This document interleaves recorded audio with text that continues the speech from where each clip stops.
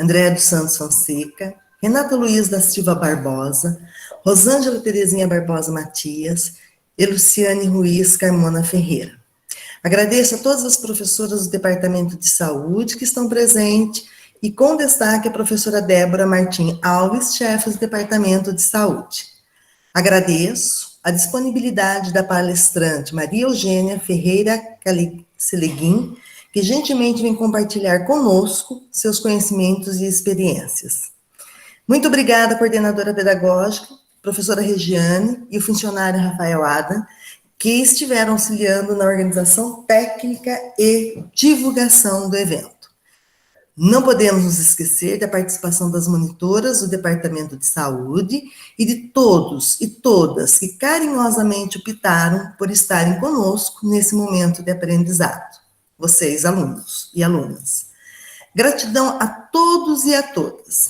O Setembro Amarelo é uma campanha de conscientização sobre a prevenção do suicídio, criada no Brasil em 2015 pelo Centro de Valorização da Vida, Conselho Federal de Medicina e Associação Brasileira de Psiquiatria.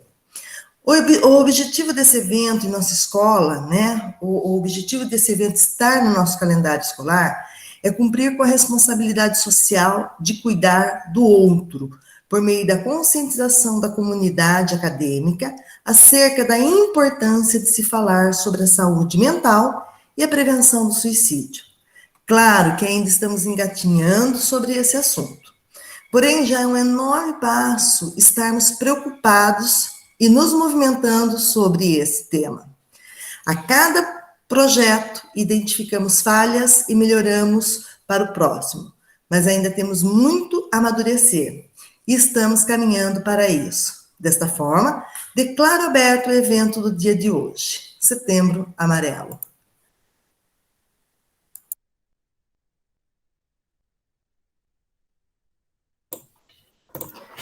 Muito obrigada, Suzy.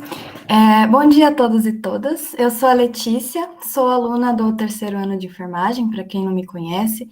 Sou também monitora do Departamento de Saúde e eu estou muito feliz de participar desse dia com vocês. Para dar início ao nosso evento, e antes de apresentarmos a nossa palestrante de hoje, eu gostaria de compartilhar com vocês brevemente a história do projeto Valorizando a Vida Setembro Amarelo no Cotil. Tudo começou no ano de 2018, nas aulas de saúde mental, em uma atividade promovida em sala de aula, quando a professora responsável pela disciplina, junto com seus alunos de enfermagem, tiveram a ideia de realizar o evento do Setembro Amarelo. Esse evento contou com a ajuda de outras professoras do departamento para dar início à confecção dos materiais que seriam utilizados na campanha.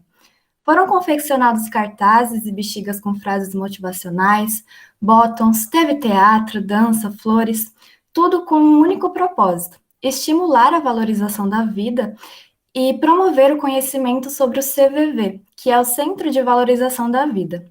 Ainda em 2018, nós contamos com a participação do Grêmio Estudantil, o que fez com que o evento pudesse se estender para todos os alunos do período diurno e noturno, contando com palestras oferecidas por psicólogos.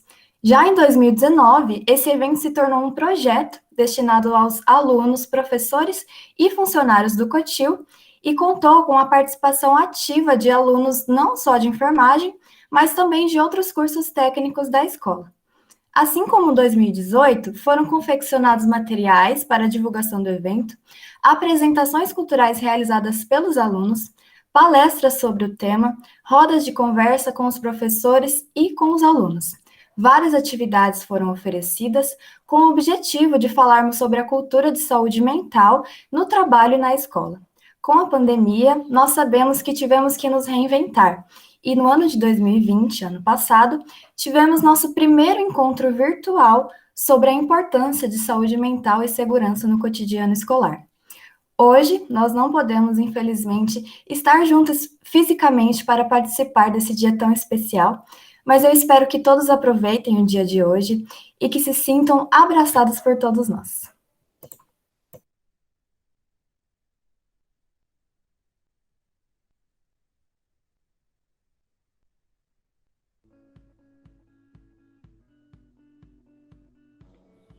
Olá, pessoal, tudo bem com vocês? Meu nome é Marina, eu sou monitora do Departamento de Enfermagem e eu gostaria de começar os agradecendo a todos vocês que estão aqui presentes no dia de hoje e dizer o quão feliz eu estou em mais um ano poder participar desse projeto que para mim é tão importante, que nós conseguimos refletir, olhar para o outro, entender a importância de falar o que sentimos, de entender que saúde mental é algo sério, que devemos procurar ajuda quando necessário, que devemos ouvi-lo, as pessoas ao nosso redor, que a gente possa olhar para si e entender a importância de tudo isso. A importância de se ter um mês para falar sobre isso, a importância de parar um pouquinho, olhar para o outro, ter esse olhar para nós e dizer que a pandemia, infelizmente, nos trouxe mudanças. A gente mudou o jeito de conversar, de ver a família, a gente não vai mais para a escola, tudo por computador, as distâncias, tudo por celular, a gente quase não conversa pessoalmente. Infelizmente, laços que a pandemia nos cortou. Que logo eu tenho certeza que estaremos todos juntos no Cotil, que estaremos de volta tendo os nossos contatos familiares, tendo tudo o que nós tínhamos antes e que a gente consiga valorizar. Muitas vezes antes da pandemia, nós não valorizamos o abraço, nós estávamos na mesa com a família, mexendo no celular, em vez de conversar cara a cara, isso nos faz falta.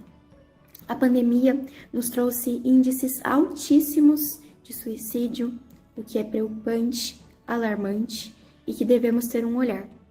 Que vocês aproveitem o dia de hoje, a palestra de hoje, levem conhecimentos para a vida inteira, que vocês usem esses conhecimentos, esse olhar para si, esse olhar para o próximo durante todos os meses do ano. E nunca se esqueçam que o mês de setembro é muito importante para que nós conseguimos parar e refletir sobre nós, sobre o próximo. É isso, pessoal. Muito obrigada. E se vocês precisarem, estou disponível para ouvi-los. E muito obrigada ao departamento por mais uma vez dar voz aos alunos, porque todo mundo sabe que é puxado estudar, é puxado estar numa escola técnica como o Cotil, mas é importante vocês entenderem e saberem que todos os professores estão aqui para ouvi-los vocês. Muito obrigada, pessoal. Até a próxima.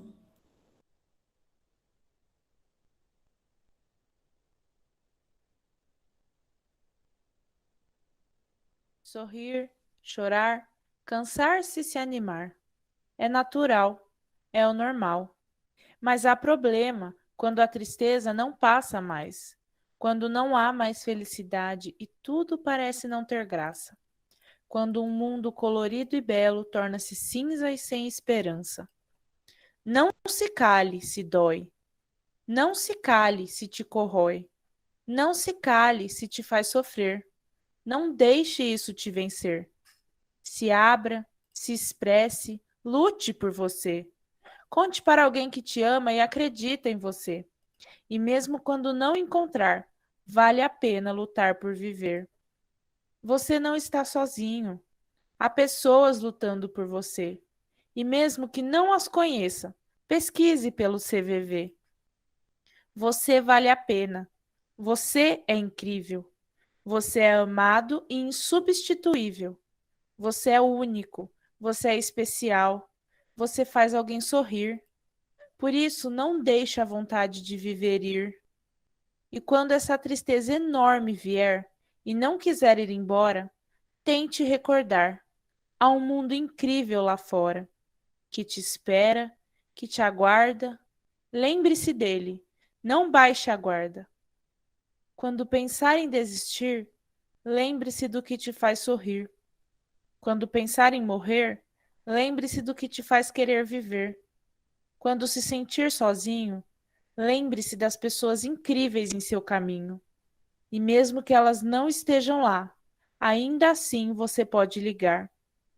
Ligue 188. Não fique sozinho. Ligue 188. Siga esse caminho. Ligue 188. A qualquer hora e em qualquer lugar. Ligue 188.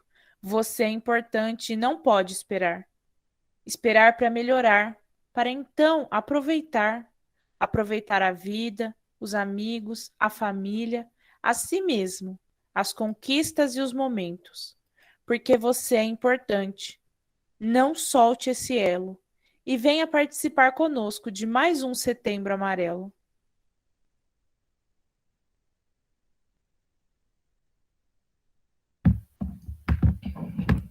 Agora daremos início à palestra que será dirigida por Maria Eugênia Ferreira Selegui. A palestrante é bacharel em Naturologia Aplicada pela Unisul, especialista interdisciplinar em dor pela UFSCar e possui formação em Ayurveda pela Kerala Ayurveda Academy de Aluva, na Índia.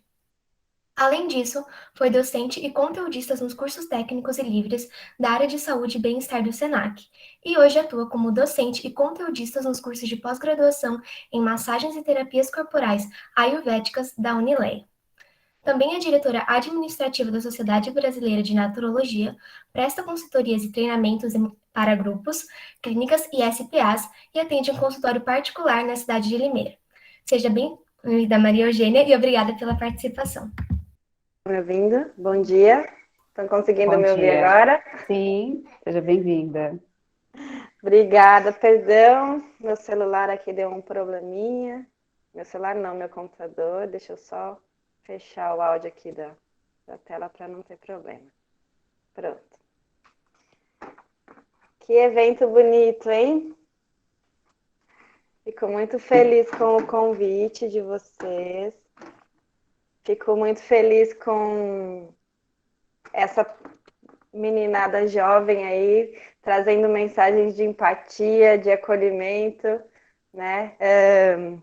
Trazendo essa questão do olhar para o outro, trazendo a questão do cuidado, que eu acho que é a questão importante do profissional que se forma na área da saúde, né? Que é a base aí da enfermagem de vocês, mas também passa pela mensagem que a gente, como profissional da saúde, tem que trazer aí para a comunidade, para os outros alunos, para as outras pessoas, né? Dessa importância do falar, do demonstrar os sentimentos, de demonstrar quando a gente não está bem, de quebrar esse tabu que a gente tem que ser uma fortaleza o tempo todo. Então, eu trouxe um pouquinho aqui da minha experiência com as práticas integrativas, trouxe um pouquinho da minha experiência como naturóloga, e é isso, espero que vocês gostem. Combinei com a Andrea de deixarmos as perguntas para o final, tá? Mas anotem tudo que eu ficarei muito feliz e disposta aqui para responder para vocês o que vocês precisarem, tá bom? Sim, Gê, obrigada. Deixa eu colocar aqui para a gente apresentar.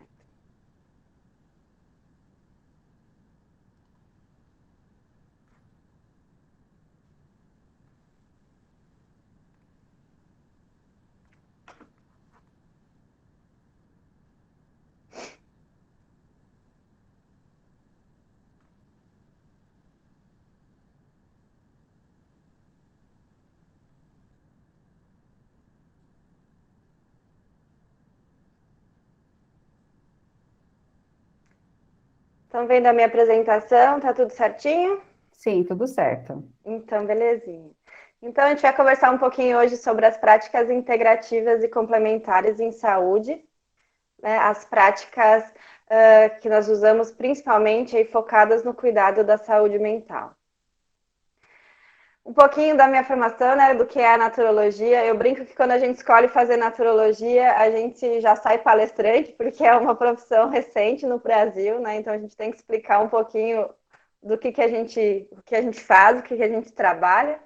É uma formação que trabalha bem a base da existência do ser, trabalha uma visão integral do ser humano e usa como recurso as práticas integrativas e complementares em saúde, né, com as bases principalmente orientais, né, China, Índia, também a xamânica, né, são bases buscando a base de formação baseada em evidência, né, para trabalhar todo o aspecto biopsicossocial, para trabalhar essa pessoa como um todo, né. Na naturologia a gente não chama de paciente, a gente chama de interagente, a pessoa que nos procura, porque é preciso que ela se envolva nesse processo de tratamento para que ela tenha e comece a desenvolver uma educação em saúde, né?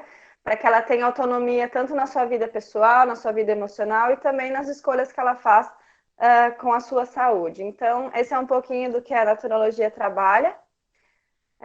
Nós temos hoje 4 universidades aqui no Brasil, né? Nós temos as 3 associações principais, a Abrana, que é a brasileira, a PANAT, que é de São Paulo, e a Sociedade Brasileira de Naturologia, que cuida da parte das diretrizes curriculares, da parte mais acadêmica, na qual eu sou diretora administrativa nesse momento, né? Então, nós temos aí 4 universidades oferecendo, o curso dura mais ou menos 4 anos, né? Na minha época era 4,5, e sou formada desde 2008, um pouquinho tempo.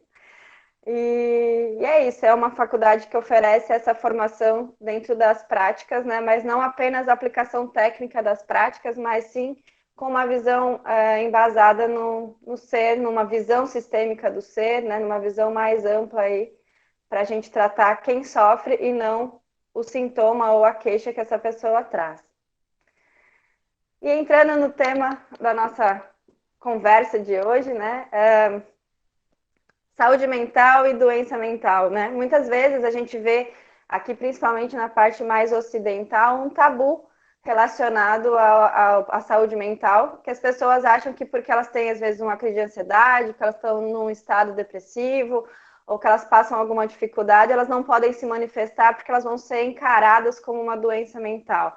Não que para nós isso seja algum processo muito difícil de ser lidado, mas a gente tem um tabu social e as pessoas têm vergonha, né, de procurar um auxílio, por exemplo, um psiquiatra, procurar um psicólogo, porque isso demonstra socialmente que ela tem uma fraqueza emocional ou que ela pode não estar apta aí a fazer o seu trabalho. Então, as pessoas têm medo de falar sobre saúde mental para não ser associada, muitas vezes, com processos de doença mental e, assim, ser subjugadas, né, por uma sociedade, o que é um tabu que projetos como esse, como o de vocês, né, essa conversa, o falar sobre isso, vem tirando, vem desmistificando, né, e vem trazendo um olhar bem mais amplo sobre o que é real a saúde mental, né, o porquê que a gente tem que considerar a saúde mental nas nossas atividades laborais, né, no nosso dia a dia, na nossa convivência, nos nossos relacionamentos, o porquê que isso é tão amplo e tão importante e precisa realmente ser conversado.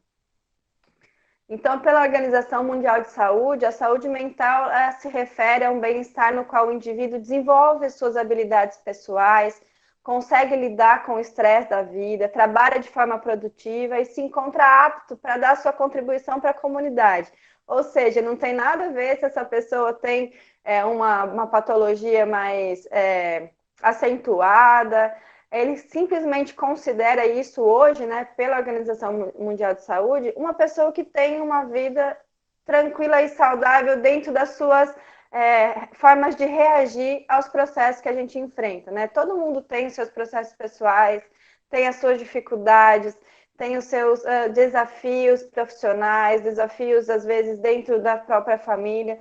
E a saúde mental, ela vem se referindo a isso, a como a gente consegue lidar com esses processos, como a gente consegue lidar com essas atividades, sem que isso cause um prejuízo para o nosso dia a dia, né, e para a nossa vida. Hoje, eu falo hoje porque essa visão ela é bem recente, né? A gente tem a primeira apresentação do modelo biopsicossocial em meados de 1970, 75, 77, né, que são fatores que são considerados importantes além do tratamento biomédico, né. Antigamente, você chegava para o médico e ele perguntava para você se você estava bem, fazia um exame, se o seu hemograma estava bem, se o seu exame laboratorial estava bem, estava tudo ok, pode ir para casa, né. Hoje, graças a todo esse contexto científico, a um novo olhar, a um olhar mais empático, a gente consegue considerar esse fator biopsicossocial como importante em quase todas as áreas da saúde, né? Eu diria praticamente em todas. Então, não existe considerar só se o seu exame biológico está bem, né? Se você está bem fisicamente, sem considerar os fatores sociais, os fatores psicológicos também, né? Isso para cá é recente, mas se você pegar o modelo ocidental, se você procurar uma conversa, né, com um médico ayurvédico, com um médico chinês, a primeira pergunta ele já já mata isso, né? Ele já pergunta, a primeira pergunta de um tratamento é se você é feliz, né? E como você aplica isso no seu dia a dia, né? Eu, quando fiquei na Índia, até foi o primeiro choque que eu levei, né? Fui passar pela consulta, porque eu fiquei hospedado, meu curso era dentro de um hospital ayurvédico, então eu fui passar pela consulta para ver como era essa visão. E o médico me perguntou, né? Como que você é, né? Você é feliz? E a felicidade é a base da saúde nessas filosofias orientais, né? Você precisa ter a felicidade. E a felicidade não é uma ausência de doença, é uma ausência de problema, né? Não é todo mundo haribo, bem feliz, cantando mantras, né?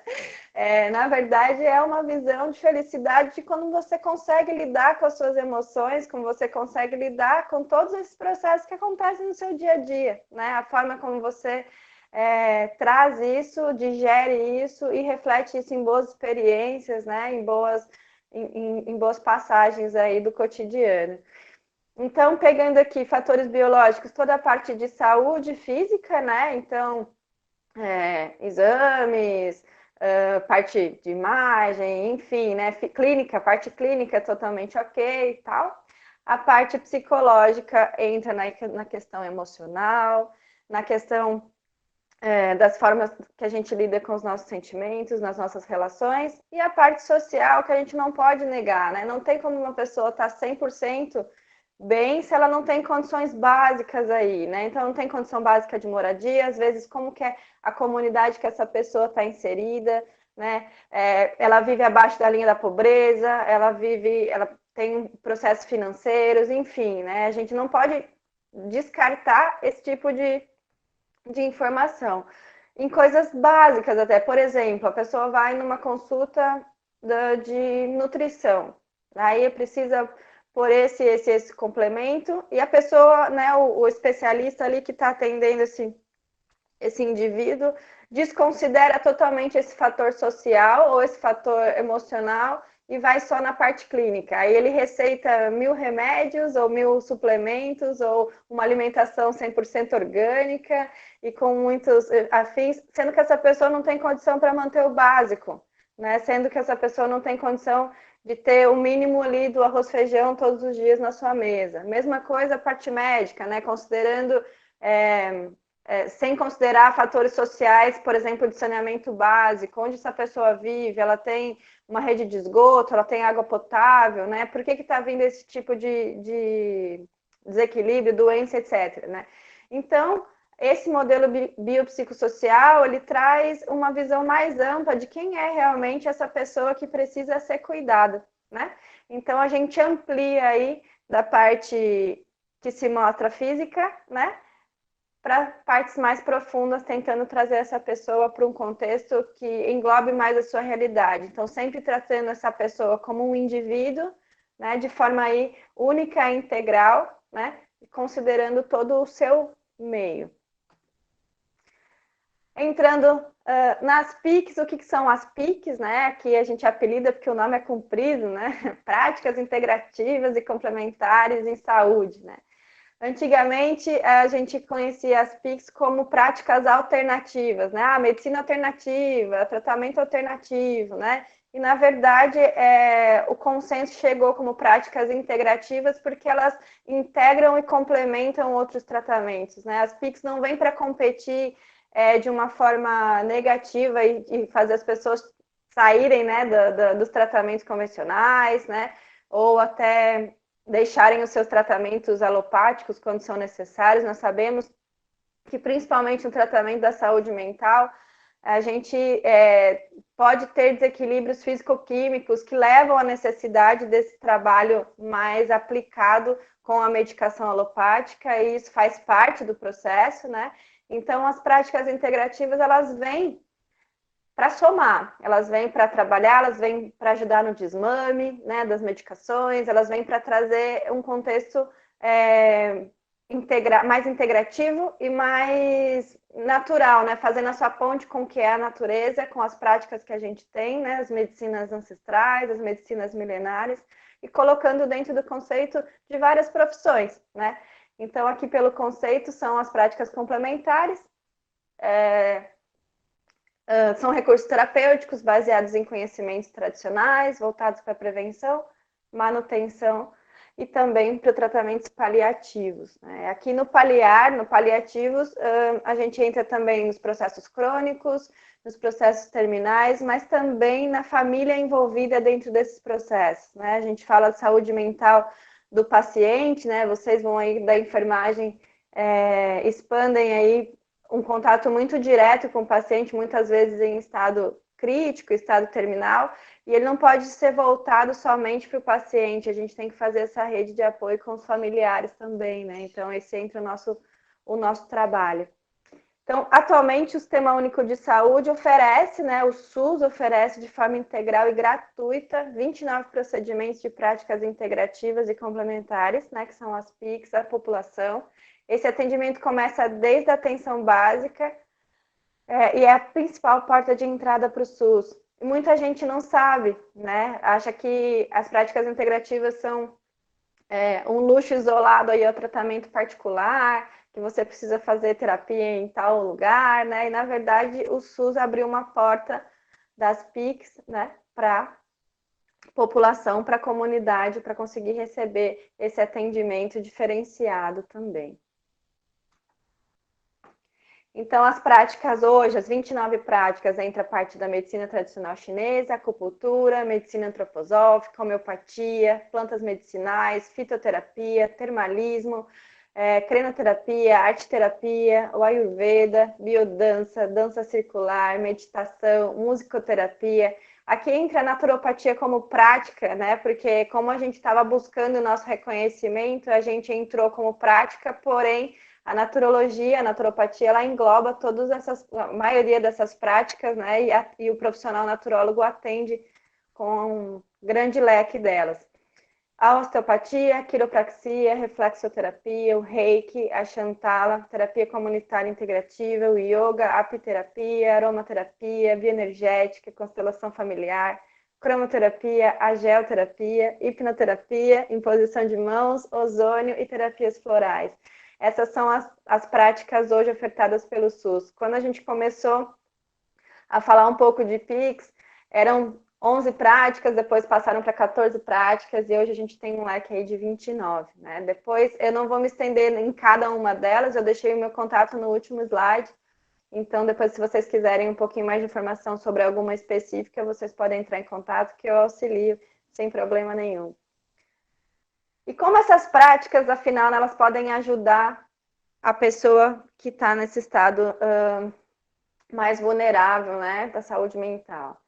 As práticas proporcionam o autoconhecimento, né, ajudam bastante na parte da busca por essa autonomia em saúde, por essa autonomia emocional, trabalham a qualidade de vida, trazem conforto e acolhimento, redução de alopáticos, a gente consegue mudar bastante, consegue diminuir bastante essa questão. Mais uma vez, não sou 880, às vezes o alopático se faz necessário, né? Então, a gente vai fazendo uma redução, vai fazendo uma troca por outras possibilidades, né? Sempre com acompanhamento, e aí vem a importância de uma rede, de uma equipe multi, né? A equipe multidisciplinar na área da saúde é incrível, tanto no tratamento da dor, que é a minha especialidade, quanto no tratamento de recuperação, tanto aí também no tratamento da saúde mental. E as práticas ajudam e promovem também as mudanças de hábitos, né? E aqui, um parênteses ao conforto e acolhimento, às vezes a gente tem dentro do nosso círculo pessoas dispostas a nos auxiliar, a nos ajudar, mais uma escuta profissional, uma escuta que a gente fala limpa, né? Uma escuta sem o julgamento, sem o nosso processo de valor, uma escuta treinada é importante. E por isso a importância desses locais que fazem o acolhimento de forma profissional também. Vou falar um pouquinho do CAPS, né? Que é o nosso serviço aí que o SUS oferece também de acompanhamento dessa parte mais psicológica, né? E a importância dessa escuta treinada, porque às vezes a pessoa tem a maior intenção, né, quer ajudar, quer conversar, mas já vem carregada do seu juízo de valor, né?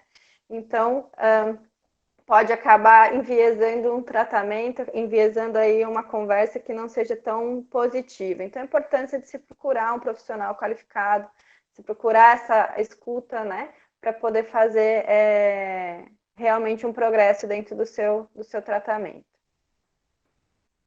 Vamos pausar um pouquinho para fazer um exercício de respiração, convido vocês, né? E por que a respiração? Porque quando a gente não está muito bem, a gente precisa centrar, vem sempre um amigo que fala, para, respira, né?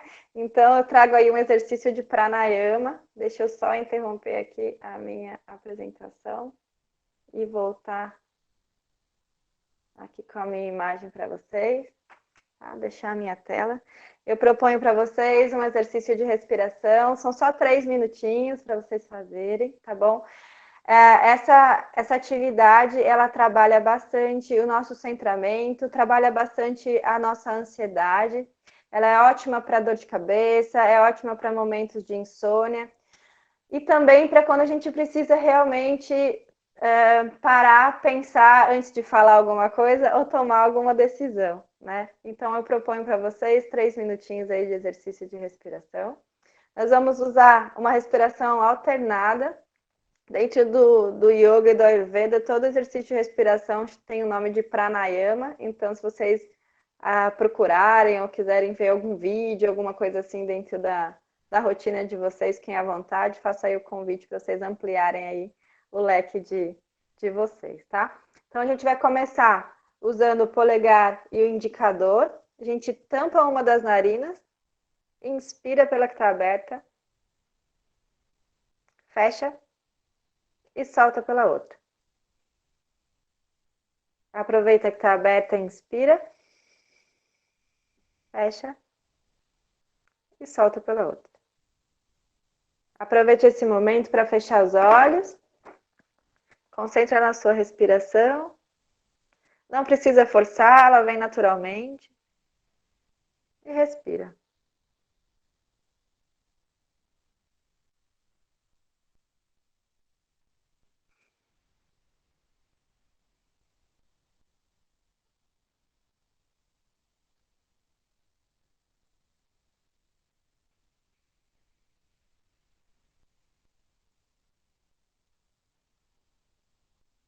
Continue seu exercício, percebendo o movimento do ar entrando pelo seu nariz, percebendo o movimento da sua respiração, a expansão dos seus pulmões.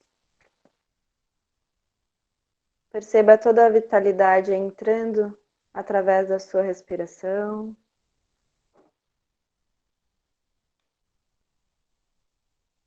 Vai trazendo essa consciência, se permitindo esse exercício.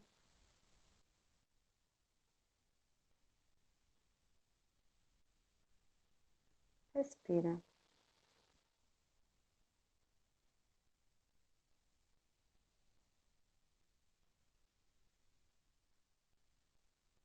Mantenha os seus olhos fechados e vai normalizando a sua respiração.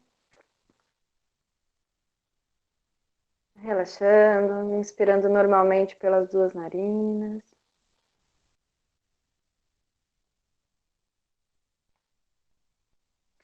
Muito bem. Esse exercício ele pode ser feito preferencialmente, né, no começo por 3 minutinhos, daí vocês dão uma pausa e depois podem fazer por mais 3 minutinhos para não hiperventilar, para não receber aí um aporte muito grande. Que bom, muito bom que vocês estão realizando aí, fazendo. É uma atividade ótima para sinusite também, ela abre bastante essa região respiratória, né? Então, nesses tempos mais secos, às vezes que a gente trava um pouquinho com a rinite e tudo, façam esse exercício que é sempre bom, tá bom? Uma pausa no trabalho, uma pausa nas atividades. Às vezes vocês podem, como dura só 3 minutinhos, os professores aí podem inserir nas aulas, né? Podem trazer isso dentro da comunidade para os alunos voltarem, abaixarem um pouquinho, né? E se concentrarem novamente para continuar as atividades, para relaxar, tá bom? Antes de prova, depois de provas muito intensas, né? Trazendo a saúde e o bem-estar aí também para esse ambiente escolar, que é o trabalho que vocês estão executando lindamente, tá bom? Voltando aqui para nossa apresentação.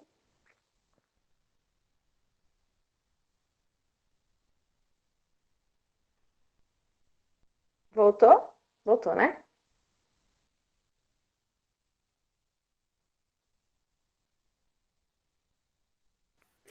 Não, Gê, não voltou. Não? Ah, então Não. tá. Então, peraí. Deixa eu voltar aqui.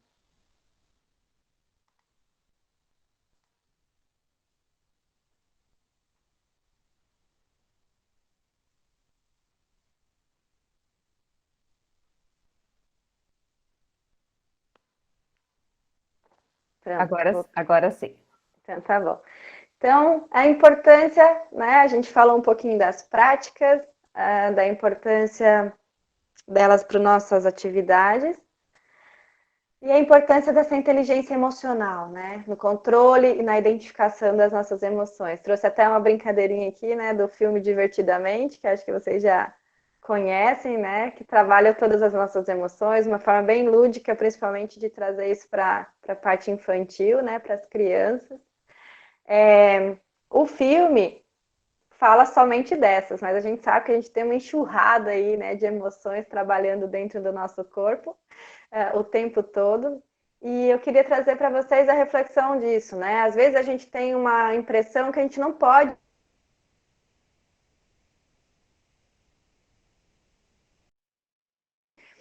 Isso é meio impossível, elas estão ali, né? Então, às vezes a gente sente medo, tristeza, raiva, e tudo dentro de uma proporção saudável faz parte do nosso desenvolvimento como pessoa, né, como um ser humano aí.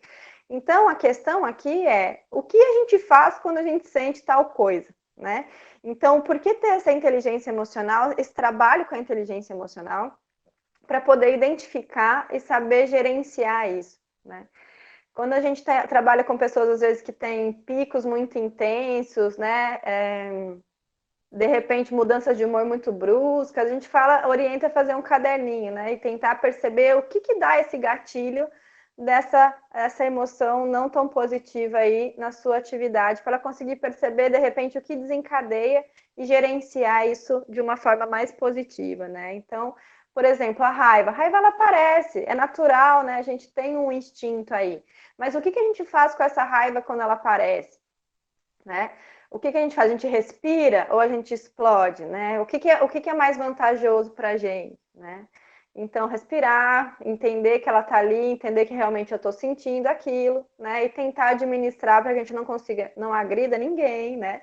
Que a gente não se machuque também em relação a isso. Da mesma forma, o medo, a tristeza, a alegria, né? A frustração, enfim, todos esses outros processos que envolvem a nossa saúde emocional. O medo, por exemplo, muita gente tenta evitar de sentir o medo, mas o medo é extremamente importante, principalmente quando a gente está em desenvolvimento infantil, né? A criança, ela vai, né? Se você deixar, ela vai e ela se machuca. Por quê? Porque ela não tem ainda consciência. Então, o medo traz uma proteção, dependendo da situação que a gente está vivenciando, né?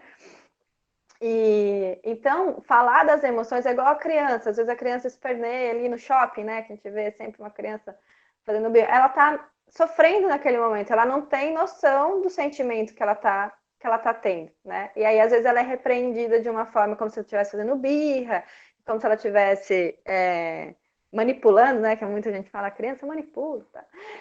Mas, na verdade, a criança tá ali com um bilhão de emoções explodindo e ela não consegue diferenciar, né? E entender o que está acontecendo dentro dela. Então, a importância de se olhar nos olhos, né? De ter uma conversa. Hoje, os relacionamentos também, fazendo um parênteses, né? As pessoas explodem muito rápido, não tem um diálogo, é cada um ali dentro da sua emoção e, tipo, eu sou assim e pronto. Essa frase me machuca muito, do eu sou assim e pronto, né? Todo mundo está em constante evolução, né? Todo mundo está em constante processo de aprendizado. Então, dá sempre para a gente ajustar, dá sempre para a gente melhorar, para ter uma vida mais tranquila, mais plena, mais em paz, né? E às vezes a pessoa que nos incomoda é um grande mestre, né? Tem a Tenzin Palmo, que é uma monja budista, ela fala muito isso. Use a pessoa que te incomoda aí como ponte para você ter uma vida melhor, né? Entender o que essa pessoa está fazendo para você, o que ela está despertando para você ter um aprendizado. Gente, não estou falando que a gente tem que aceitar os abusos aí da vida e das outras pessoas, né? Mas que a gente, às vezes, possa usar essa pessoa como um mestre autoconhecimento, do porquê que a gente se incomoda tanto com aquela fala da pessoa, do porquê que a gente fica tão irritado, ou porquê, né? Então, trazendo uma reflexão do que é o gatilho, o que desperta isso em mim, né? Então, a importância da inteligência emocional. E fazendo um paralelo aí com a parte educacional, que é a que vocês trabalham, a gente não é ensinado isso, né? Na escola, a gente não tem uma disciplina quando a gente está se desenvolvendo ali como criança, né? E como adolescente, a gente não é convidado a olhar para as nossas emoções, né? As pessoas tendem a separar muito. Aqui eu estou na escola, eu tenho que botar o meu sofrimento no bolso, fazer uma cara de feliz, tirar 10 e a vida segue, né? E isso é uma grande falha do nosso sistema, né? A gente precisa falar sobre a parte emocional, a gente precisa desenvolver a inteligência emocional e isso vem de pequenininho, né? Então, se a gente tiver uma boa base, um bom alicerce, conseguir entender os nossos sentimentos, as nossas frustrações ali desde base, isso fica muito mais tranquilo para quando a gente chega na vida adulta a lidar com as nossas frustrações, né?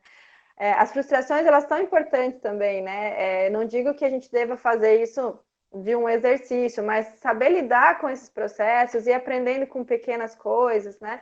Quando a gente chega na vida adulta, a gente consegue digerir e entender de uma forma muito mais suave, né? Não digo não dolorosa, mas eu digo mais suave, as adversidades que aparecem para a nossa vida. Todo mundo vai passar por algum momento complicado, né? Todo mundo tem os seus processos dolorosos, seja às vezes na saída de um emprego, seja na saída de um relacionamento, seja na perda física de um ente querido. A gente vem de um momento pandêmico, né? Até a fala de uma das alunas aí na abertura traz essa questão. A pandemia mudou o nosso olhar, né? E aumentou demais, não só a parte da questão do suicídio, mas também a parte dos processos emocionais. Se você for fazer uma pesquisa rápida, você vê que até o final do ano passado tinha aumentado já em quase 25% o uso de psicotrópicos, né? As pessoas aí tentando lidar com as situações de uma forma mais branda, mas ao mesmo tempo entrando numa medicação aí automática, né? Porque não consegue lidar com tanta sobrecarga. E pegando o exemplo aí da pandemia, a gente viveu um momento assim, você está no home office, você está estudando online, então você tem que produzir muito mais. E aí as pessoas começaram a lançar 1000 lives, 1000 cursos, 1000 estudos, e aí você tinha que, como você está em casa, tem que ler 50 livros esse ano, né? E aí foi aumentando ainda mais uma pressão de rendimento, né?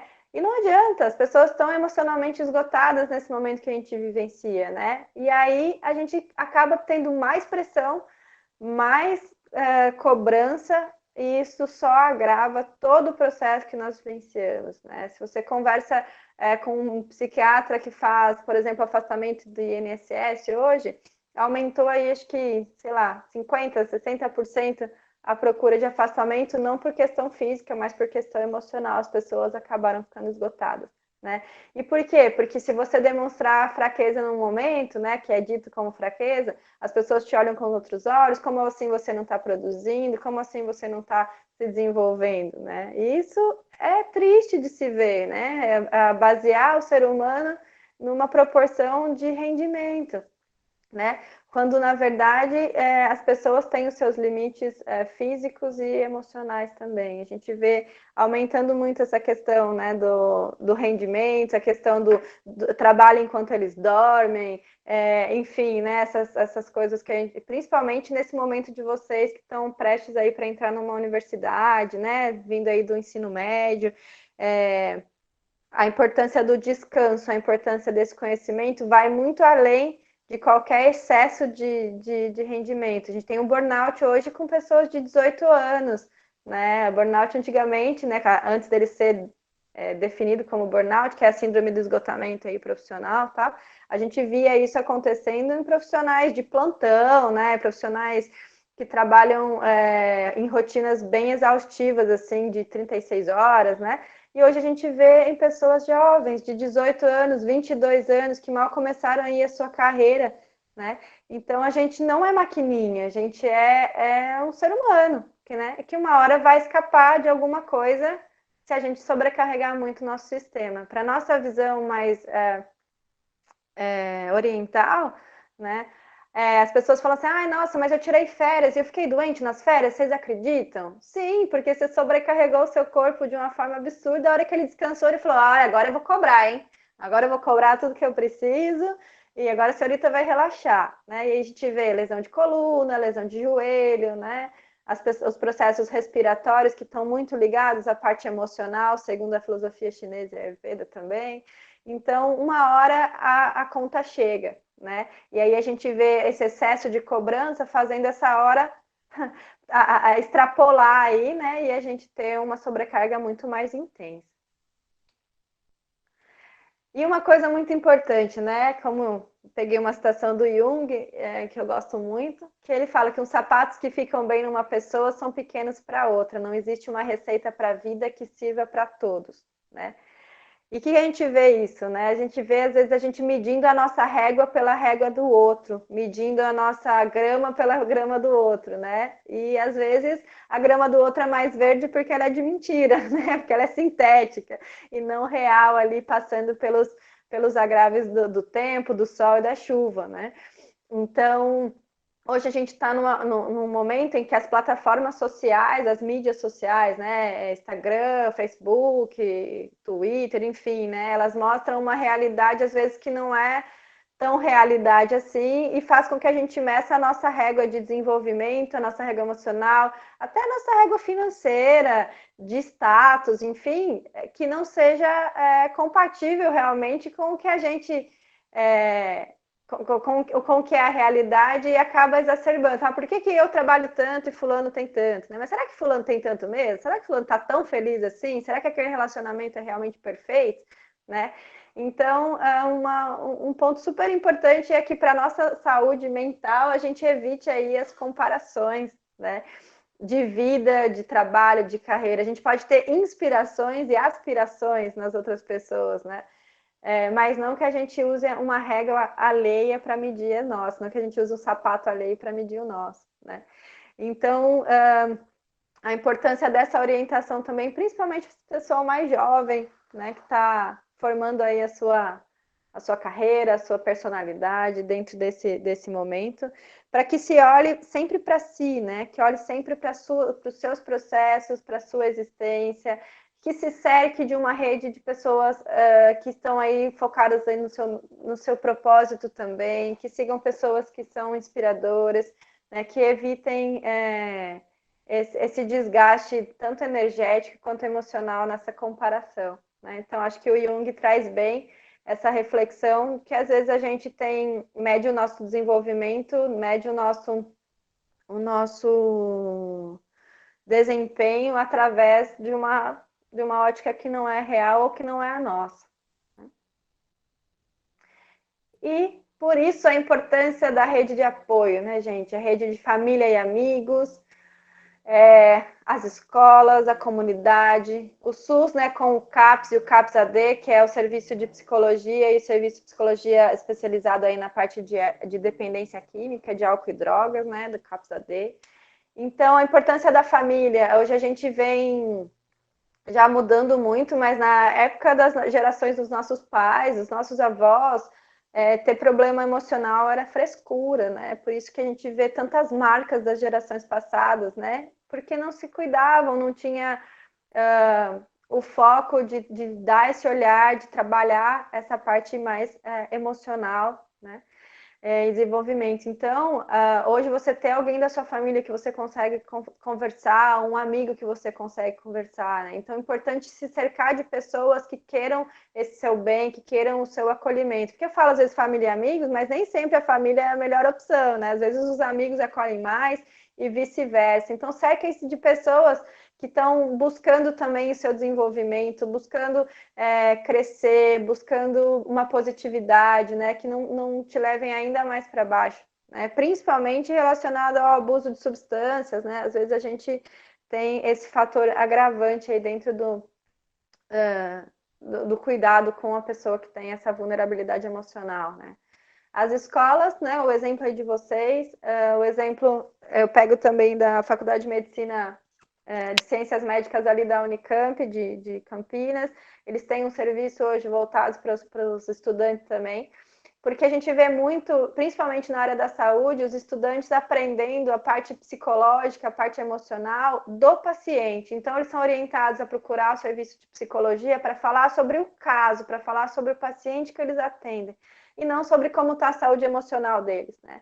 Então, por isso a gente percebe um aumento de suicídio, um aumento de processos depressivos, transtornos de ansiedade, burnout, muito grande na área da saúde pelo esgotamento.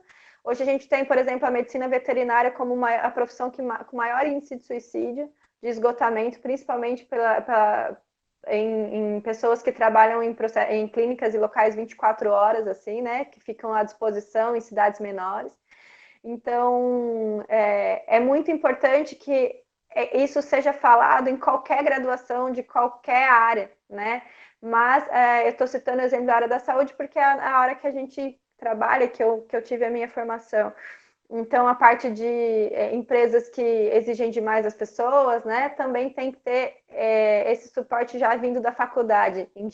As engenharias acham totalmente supérfluo ali aprender ou ter alguma coisa, difícil inserir, né, a saúde mental dentro dessa formação, por exemplo, mas ela é extremamente necessária. Então, as faculdades começaram a criar, né, locais específicos para que os alunos procurassem auxílio, que é extremamente importante. Então, falar sobre o processo emocional, não só o seu, né? Mas, não só, aliás, do paciente, mas também o seu, ter um acolhimento, ter um cuidado dentro das universidades, dentro das escolas, é extremamente importante. Por isso, vocês estão, mais uma vez, aí super de parabéns com a atividade que vocês estão desenvolvendo aí no COTIL.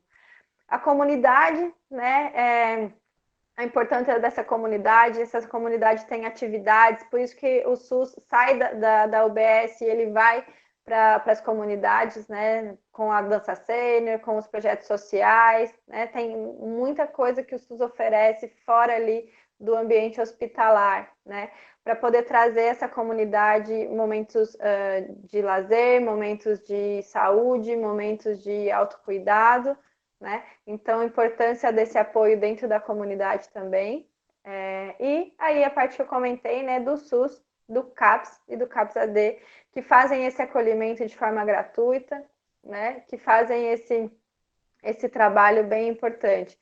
Porque antigamente era só, né, joga lá no sanatório e usa a medicação, né? E graças a Deus a gente foi excluindo aí esse manejo e trazendo realmente para terapia as pessoas que têm processos emocionais mais vulneráveis. E aí, para encerrar essa primeira parte, antes de entrar na questão das perguntas, eu proponho uma meditação de 5 minutinhos, né, até um pouquinho menos. Essa meditação é uma meditação que eu indico em momentos onde a gente tem uma situação difícil acontecendo na nossa vida. É uma meditação guiada, né? Eu vou falando com vocês aqui um pouquinho, para a gente conseguir perceber a potência de transformação e a potência que a gente tem da nossa vida, das nossas emoções, tá bom? Então eu vou pedir para vocês sentarem confortavelmente, pode encostar na parede ou na cama aí para quem estiver ainda encorujado, tá? Mantenha a respiração tranquila, presta atenção na sua respiração. Vai trazendo a consciência para a sua respiração e também para as batidas do seu coração. Percebe que o seu corpo tem um ritmo.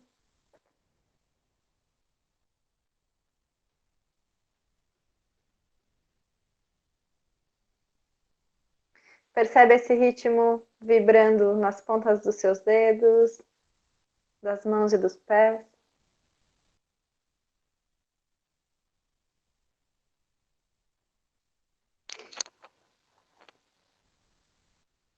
Percebe o movimento do ar entrando pelo seu nariz.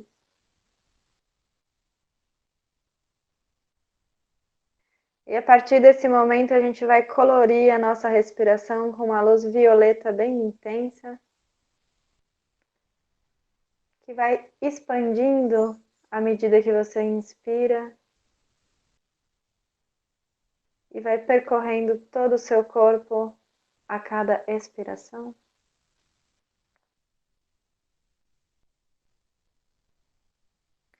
Colorindo cada pedacinho, cada músculo, cada órgão, vértebra por vértebra, fazendo o seu corpo se tornar luz à medida que você respira.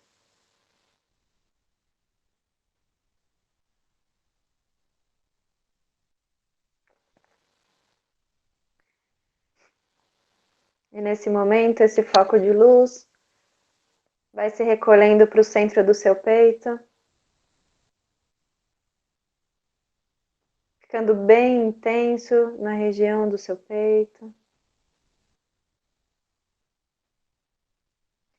cuidando e acolhendo todas as emoções, todos os sentimentos que aí estão.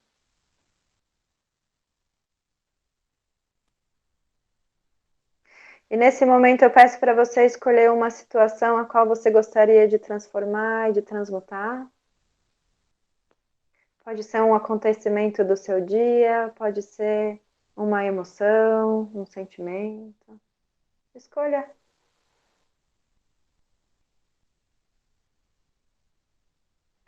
Nós vamos colocar esse sentimento, essa sensação com a cor cinza.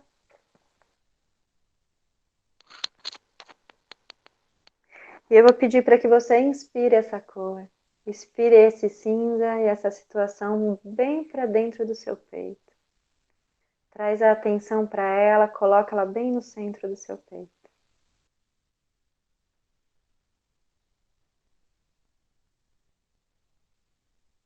E à medida que você vai respirando e tomando consciência dessa situação, o violeta bem intenso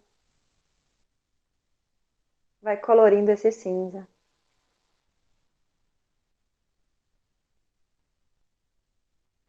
Vai transmutando esse sentimento, transmutando essa situação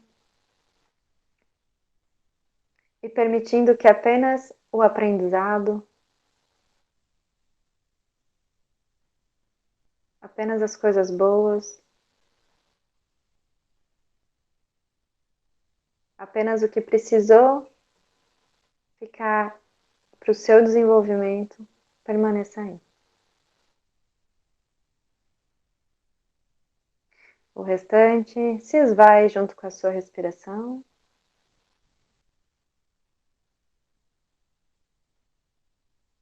E o seu corpo retoma somente para o lilás. Esse violeta intenso vai soltando aí todas as possíveis tensões que possam ter ficado com esse exercício, com essa atividade. E você vai percebendo a sua potência de transformação, a sua potência de centramento, a potência que você tem nessa autonomia de cuidar dos seus sentimentos, de olhar para eles, de interiorizar. E também dos aprendizados para exteriorizar, se necessário, para buscar um aconselhamento se preciso. E vai sentindo toda essa potência em você.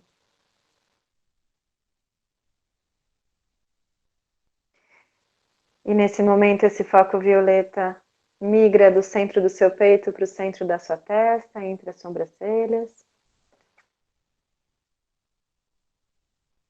suavizando, limpando a sua mente e trazendo ainda mais paz e tranquilidade.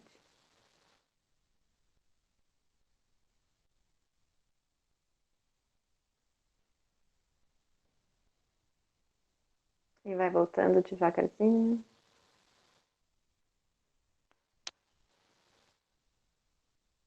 Essa meditação você pode fazer sempre que você precisar, sempre que você quiser encontrar aí um aconchego dentro dos seus sentimentos. Pode fazer ela um pouquinho mais estendida, pode acrescentar uma música que você goste.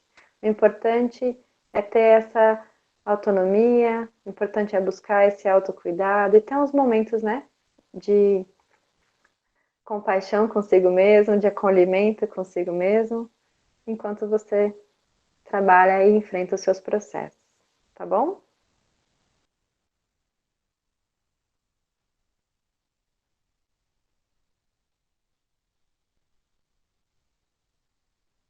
É isso.